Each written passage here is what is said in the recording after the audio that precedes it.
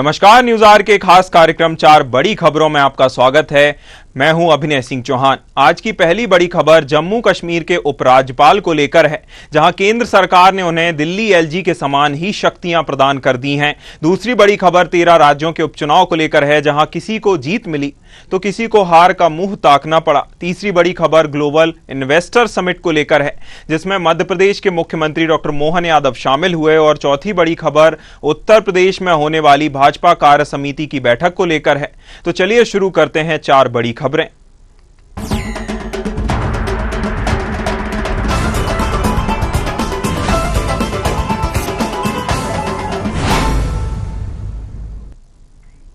केंद्र सरकार ने जम्मू कश्मीर के उपराज्यपाल एलजी की प्रशासनिक शक्तियां बढ़ा दी हैं, जहां दिल्ली की तरह अब जम्मू कश्मीर में राज्य सरकार एलजी की मंजूरी के बिना अफसरों की पोस्टिंग और ट्रांसफर नहीं कर सकेगी। बता दें कि गृह मंत्रालय ने जम्मू कश्मीर पुनर्गठन अधिनियम 2019 की धारा 55 के तहत बदले हुए नियमों को नोटिफाई किया, जिसमें एलजी को ज्यादा ताकत वाली धाराएं जोड़ी गई हैं, जिसके बाद अब जम्मू कश्मीर के उपराज्यपाल के पास पुलिस, कानून व्यवस्था और ऑल इंडिया सर्विस AIS से जुड़े मामलों में ज्यादा अधिकार होंगे। बता दें कि जम्मू कश्मीर में इसी साल सितंबर तक विधानसभा चुनाव होने हैं। ताजा फैसले के बाद राज्य में किसी की भी सरकार बने, लेकिन अहम फैसले लेने की शक्तियां एलजी के पास ही रहेंगी। वहीं केंद्र सरकार के इस फैसले पर नेशनल कॉन्फ्रेंस के नेता और जम्मू कश्मीर के पूर्व मुख्यमंत्री उमर अब्दुल्ला ने कहा कि हर चीज के लिए अब एलजी से भीख मांगनी पड़ेगी। तो बड़ी खबर जम्मू कश्मीर से निकलकर सामने आ रही है, जहां केंद्र सरकार ने जम्मू कश्मीर के उपराज्यपाल एलजी की शक्तियां बढ़ा दी हैं, जहां उन्हें प्रशासनिक शक्तियों में बढ़ोतरी की गई है। दिल्ली सरकार की तरह अब जम्मू कश्मीर में भी राज्य सरकार में एलजी की मंजूरी के बिना अफसरों की पोस्टिंग और ट्रांसफर नहीं हो सकेंगे। बता दें कि गृह मंत्रालय ने जम्मू कश्मीर पुनर्गठन अधिनियम 2019 की धारा 55 के तहत बदले हुए नियमों को नोटिफाई किया है, जिसमें एलजी को ज्यादा ताकत देने वाली धाराएं जोड़ी गई हैं, जिसके बाद अब जम्मू कश्मीर के उपराज्यपाल के पास पुलिस, कानून व्यवस्था और ऑल इंडिया सर्विस AIS से जुड़े मामलों में ज्यादा अधिकार होंगे। खबर पर हमारे साथ चर्चा करने के लिए मनीष अग्रवाल जी जुड़े हुए हैं। मनीष जी, जिस प्रकार से जम्मू कश्मीर में भी दिल्ली की तर्ज पर उपराज्यपाल को पूर्ण शक्तियां दे दी गई हैं, उन्हीं की तर्ज पर अब ट्रांसफर पोस्टिंग नहीं हो सकेगी, इसे आप किस प्रकार से देखते हैं?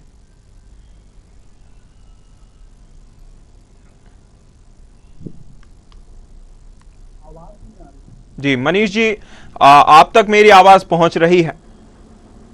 मुझे आपकी आवाज नहीं आ रही। मनीष अग्रवाल से हमारा संपर्क नहीं हो पा रहा है। तो बड़ी खबर जम्मू कश्मीर से निकलकर सामने आ रही है, जहां केंद्र सरकार ने जम्मू कश्मीर के उपराज्यपाल एलजी की प्रशासनिक शक्तियां बढ़ा दी हैं, जहां दिल्ली की तरह अब जम्मू कश्मीर में राज्य सरकार एलजी की मंजूरी के बिना अफसरों की पोस्टिंग और ट्रांसफर नहीं कर सकेगी। बता दें कि गृह मंत्रालय ने जम्मू कश्मीर पुनर्गठन अधिनियम 2019 की धारा 55 के तहत बदले हुए नियमों को नोटिफाई किया है, जिसमें एलजी को ज्यादा ताकत देने वाली धाराएं जोड़ी गई हैं, जिसके बाद अब जम्मू कश्मीर के उपराज्यपाल के पास पुलिस, कानून व्यवस्था और ऑल इंडिया सर्विस AIS से जुड़े मामलों में ज्यादा अधिकार होंगे। बता दें कि जम्मू कश्मीर में इसी साल सितंबर तक विधानसभा चुनाव होने हैं। ताजा फैसले के बाद राज्य में अब किसी की भी सरकार बने, लेकिन अहम फैसले लेने की शक्तियां एलजी के पास ही रहेंगी। वहीं केंद्र ने इस फैसले पर नेशनल कॉन्फ्रेंस के नेता और जम्मू कश्मीर के पूर्व मुख्यमंत्री उमर अब्दुल्ला ने कहा कि अब हर चीज के लिए एलजी से भीख मांगनी पड़ेगी। खबर पर हमारे साथ चर्चा करने के लिए मनीष अग्रवाल जी जुड़े हुए हैं। मनीष जी, केंद्र सरकार ने दिल्ली एलजी की तरह ही, दिल्ली के राज्यपाल की तरह ही अब जम्मू कश्मीर के उपराज्यपाल को शक्तियां प्रदान कर दी हैं, जिसके बाद अब ट्रांसफर पोस्टिंग और कई तरह की चीजें उनके अधिकार क्षेत्र में आ गई हैं। इस पर आप क्या कहना चाहेंगे? इसे आप किस प्रकार से देखते हैं? देखिए, मुझे ऐसा लगता है कि जो अभी नई सरकार बनने के बाद जी, कुछ आतंकवादी घटनाओं में जम्मू कश्मीर में तेजी आई है, सरकार ने उसके प्रशासन पे कंट्रोल ज्यादा बनाने की ये कुछ पावर्स एलजी को दी हैं और ऐसी पावर्स दिल्ली में भी एलजी के पास हैं। जी तो ये एक सरकारी प्रोसेस है, ये गवर्नमेंट की एक प्रक्रिया है। जी पॉलिटिकल पार्टीज को इसको विरोध नहीं करना चाहिए कि दिल्ली में ये पॉलिसी एप्लीकेबल है। जी जहाँ जरूरी है, जम्मू कश्मीर में अभी भी परिस्थितियां बिल्कुल सामान्य नहीं हुई हैं। जी सरकार सामान्य करने की कोशिश कर रही है, लेकिन अभी भी वो सामान्यता के जी नजदीक नहीं है। इसलिए सरकार ने कुछ ऐसे स्टेप उठाए हैं कि वहाँ के लोगों को, जीवन को और अच्छे से भारत की मुख्य धारा में जोड़ा जाए।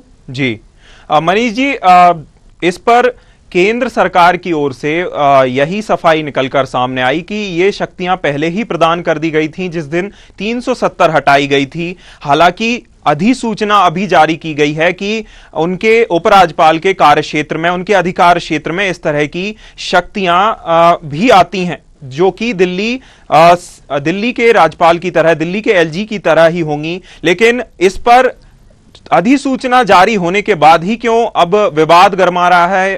पहले इस बात पर चर्चा क्यों नहीं की गई?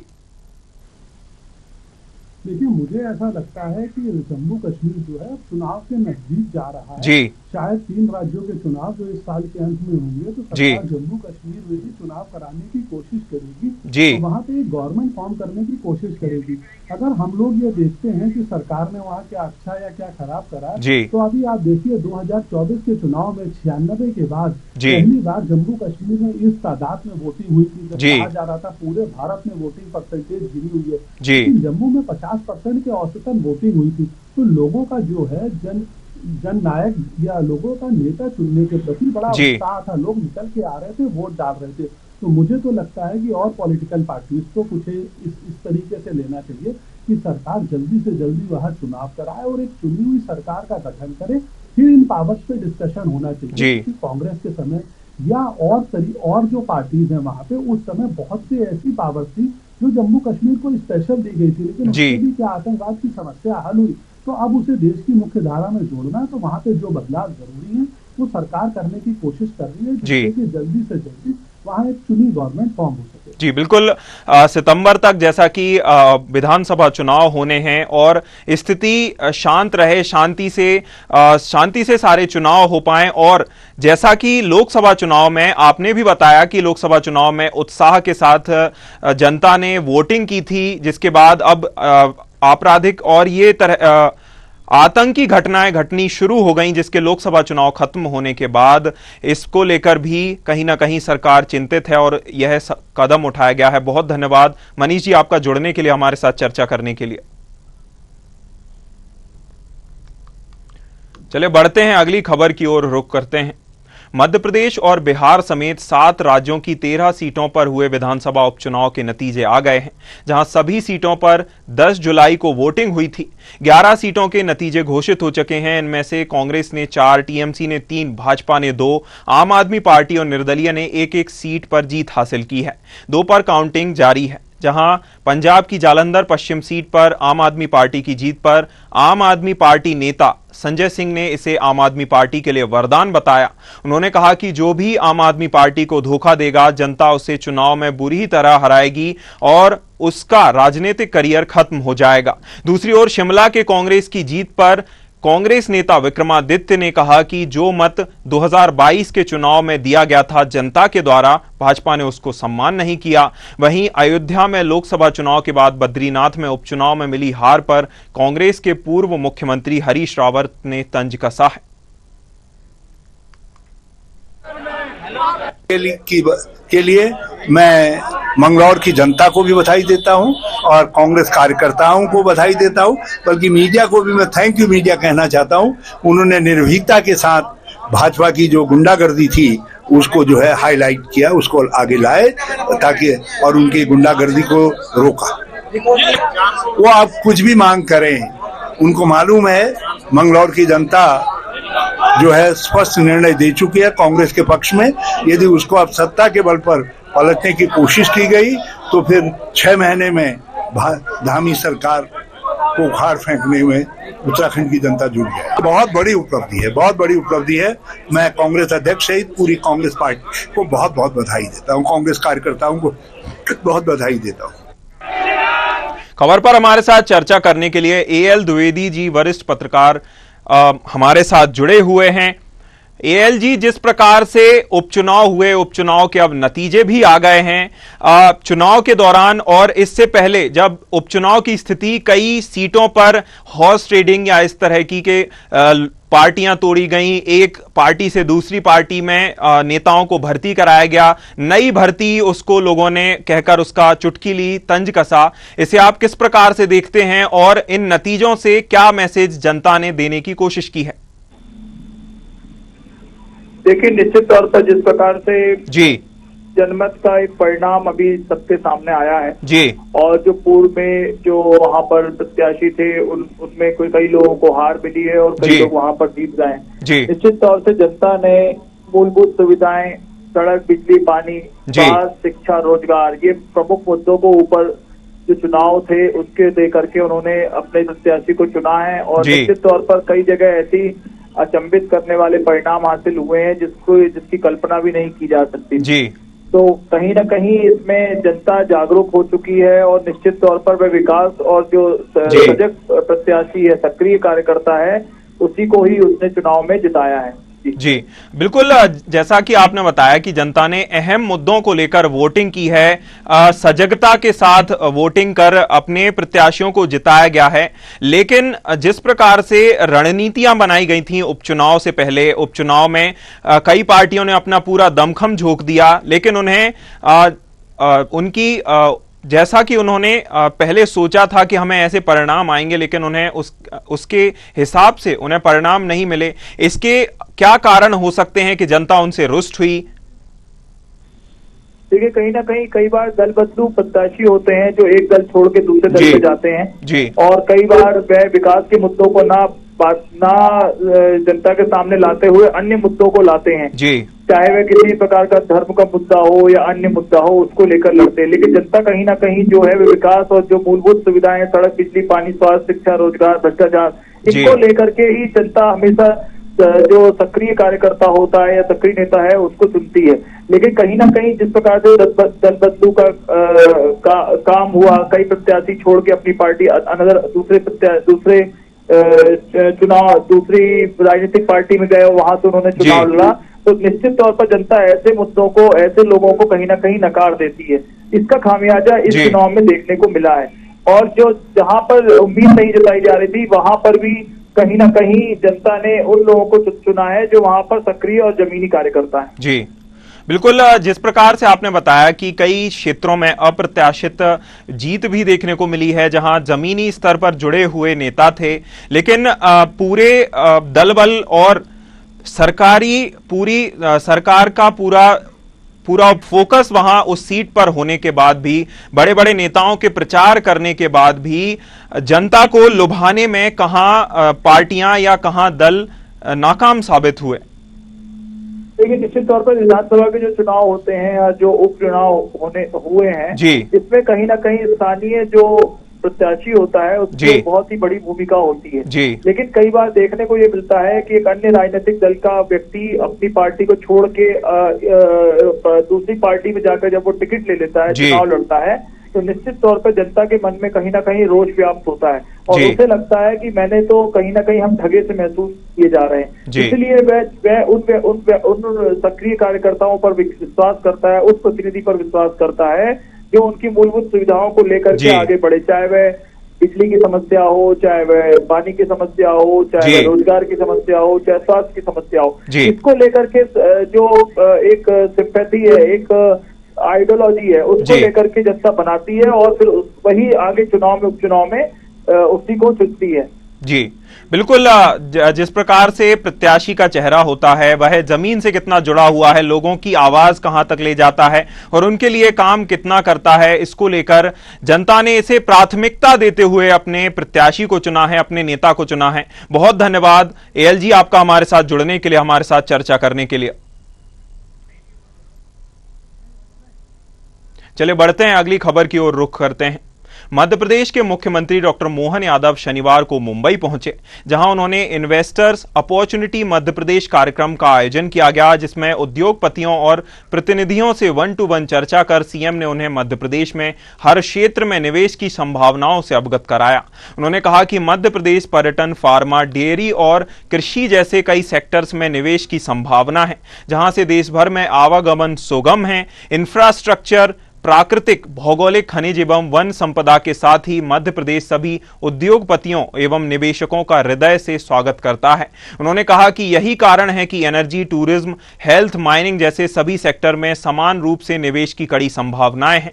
इसी के साथ ही उन्होंने कहा कि हमने अपने बजट में भी इसकी गुंजाइश की है और आने वाले समय में लगातार प्रोत्साहन देंगे। खबर पर हमारे साथ चर्चा करने के लिए रमेश शर्मा जी जुड़े हुए हैं। रमेश जी, जिस प्रकार से मध्य प्रदेश के मुखिया ने इन्वेस्टर्स अपॉर्चुनिटी समिट में हिस्सा लिया, मध्य प्रदेश में निवेश की कई संभावनाएं जताई हैं, लोगों को निवेश की संभावनाओं से अवगत कराया है, क्या लगता है सीएम की इस पहल से मध्य प्रदेश के अच्छे दिन आएंगे?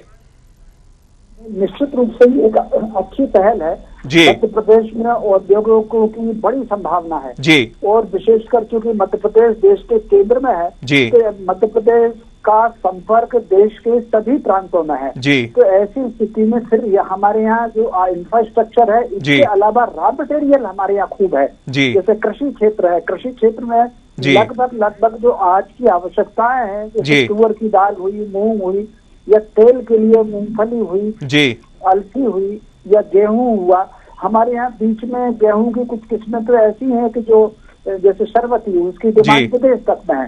तो मोटे तौर पर अब औद्योगिकीकरण ऐसा है कि अगर औद्योगिकीकरण बढ़ेगा तो कहीं ना कहीं प्रदेश का विकास भी बढ़ेगा और युवाओं को रोजगार भी मिलेगा। तो वो पहल जैसे ही आए हैं अपना मोहन यादव जी मुख्यमंत्री बन करके, उन्होंने पहल की है।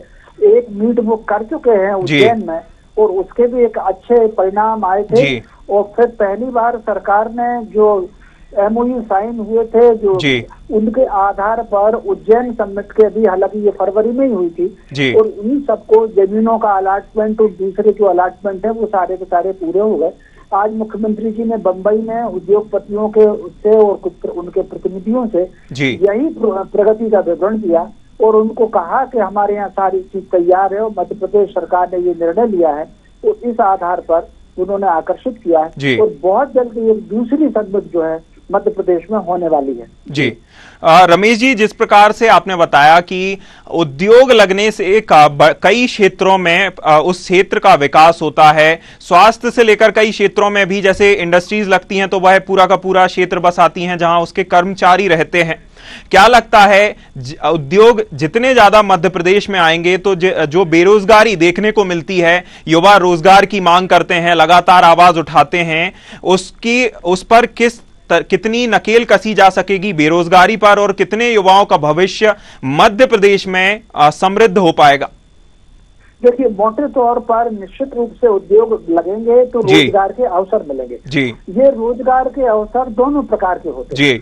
एक तो सीधा रोजगार नौकरी के रूप में मिल जाएगा, जैसे उज्जैन समिट में ये माना जा रहा है कि लगभग 15,000 युवाओं को इन विभिन्न उद्योगों में रोजगार मिल जाएगा। लेकिन इसके साथ साथ दूसरा जो रोजगार होता है, बड़ी इंडस्ट्री कहीं ना कहीं उसके अंतर्गत एक छोटी और सब इंडस्ट्री भी काम करती है। तो कहीं ना कहीं स्थानीय स्तर पर जिनको सीधी नौकरी नहीं मिली, रोजगार का अर्थ कुछ सीधी नौकरी भी नहीं होना चाहिए, रोजगार का अर्थ कुछ भी आजीविका के साधन का विकास होना चाहिए। तो उन उद्योगों से संबंधित जो छोटे छोटे काम होते हैं, मान लीजिए अगर किसी उद्योग की बिल्डिंग बननी है तो भवन बनने के लिए कितने तो श्रमिक लगेंगे, सीमेंट की खपत बढ़ेगी, ढुलाई वाले की बढ़ेगी, कितने हाथ ठेले ट्रक लग जाएंगे, तो परोक्ष रूप से भी बहुत उसमें रोजगार बढ़ता है। तो इसलिए औद्योगिकरण तो होना ही चाहिए और इसके साथ साथ सरकार को एक और प्रयास करना चाहिए, जैसा कि कहा भी है मोहन यादव जी ने कि वो हर जिले में स्थानीय स्तर का कोई यूनिट उसमें डालेंगे। मैं समझता हूँ ये जो समिट अब होने वाली है उसमें इस बात को ध्यान दिया जाए कि भाई साहब जैसे राजगढ़ जिले में की प्राथमिकता में क्या है, या इंदौर जिले में प्राथमिकता में क्या उत्पन्न होता है, विदिशा जिले में क्या होता है, या छिंदवाड़ा में क्या उत्पन्न होता है। जो लोकल उत्पाद है उसके आधार पर कोई इंडस्ट्रियां बने तो वो मैं समझता हूँ मुख्यमंत्री जी ने कहा भी है और हमको उम्मीद की जाना चाहिए कि दूसरी समिट में ये जो स्थानीय स्तर के उद्योग है इसको अवसर मिलेगा। जी बिल्कुल रमेश जी, इंडस्ट्रीज आएंगी तो उसके साथ ही रॉ मटेरियल्स और छोटे छोटे उद्योग भी उससे फलेंगे फूलेंगे और इसी के साथ ही युवाओं को बहुत अच्छा समृद्ध जीवन मिल पाएगा। इसी के साथ ही उनकी बेरोजगारी की समस्या भी कई हद तक दूर होगी। मुख्यमंत्री मोहन यादव की यह पहल काफी सराहनीय है। बहुत धन्यवाद रमेश जी आपका हमारे साथ जुड़ने के लिए, हमारे साथ चर्चा करने के लिए। चले बढ़ते हैं, अगली खबर पर रुख करते हैं। उत्तर प्रदेश बीजेपी कार्य समिति की बैठक 14 जुलाई को लखनऊ में होगी। पार्टी के खिसके जनाधार को फिर से जोड़ने का खाका बैठक में रखा जाएगा। लोकसभा चुनाव में खराब प्रदर्शन के बाद होने वाली बीजेपी कार्य समिति की बैठक कई मायनों में खासी अहम होने वाली है। ऐसे में अब यह माना जा रहा है कि उत्तर प्रदेश बीजेपी के भविष्य को लेकर बैठक में रोड मैप तैयार होगा। लोकसभा चुनाव में मिली हार के बाद होने वाली बीजेपी प्रदेश कार्य समिति की इस बैठक में पार्टी अध्यक्ष जेपी नड्डा भी शामिल होंगे। प्रदेश कार्य समिति की बैठक में वैसे तो आमतौर पर 300 के करीब नेता शामिल होते हैं, लेकिन इस बार मामला थोड़ा गंभीर है। ऐसे में इनकी संख्या करीब 3000 से अधिक होगी।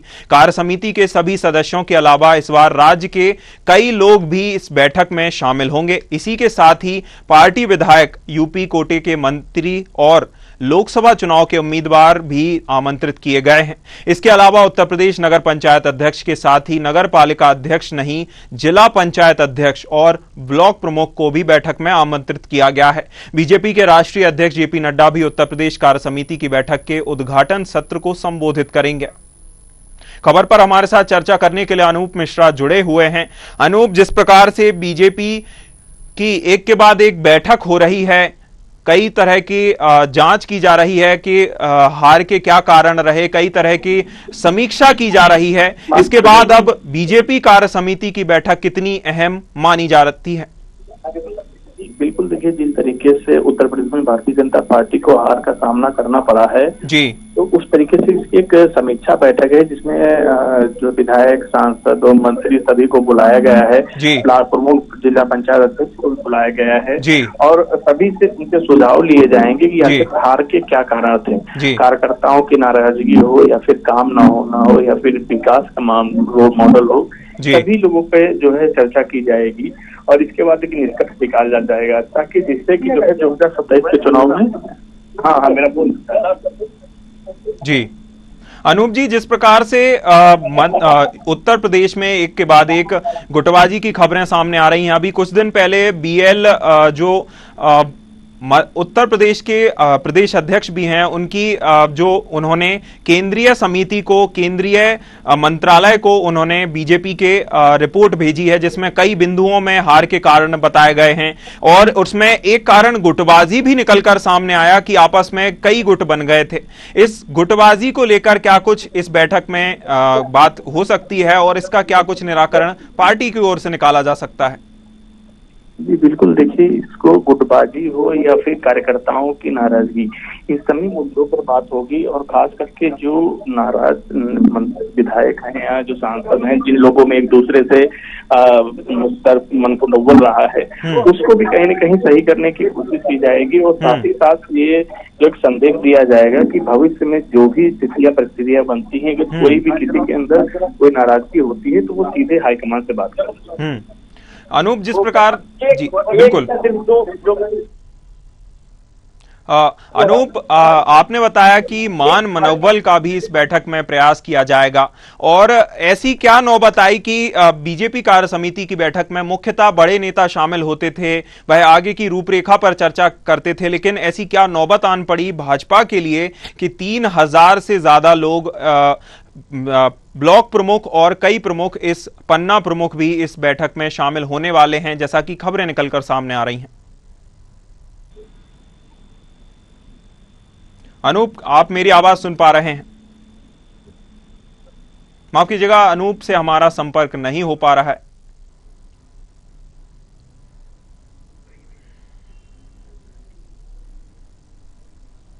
फिलहाल 4 बड़ी खबरों में फिलहाल इतना ही। न्यूज़ आवर पर खबरों का सिलसिला लगातार जारी है। नमस्कार।